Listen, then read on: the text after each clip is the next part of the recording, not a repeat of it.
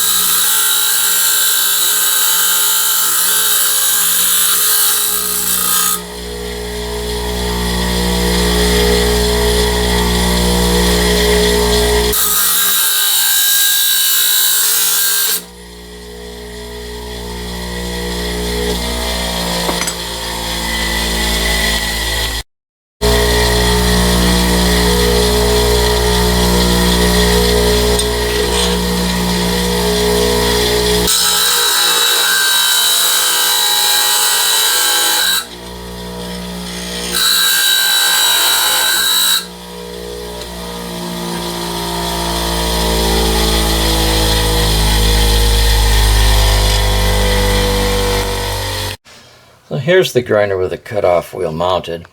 I had the right size shaft on the grinder to mount that cutting wheel, but I did have to put spacers on either side of the cutting wheel to keep it central where I wanted it.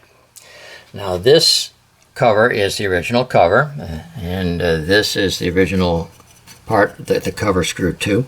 I added this and this plate, which screwed onto a couple of existing screw holes that were here already for mounting. Now the reason that was done is to bring this section down farther so that if that small wheel does break, it's not going to come flying in anybody's face.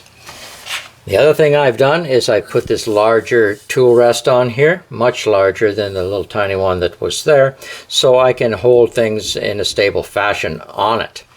Now I also made this underneath. This is part of this, is connected to the plate. And that's about it. If you'd like to be notified of other new modifications, please click on the subscribe button. Thanks for watching.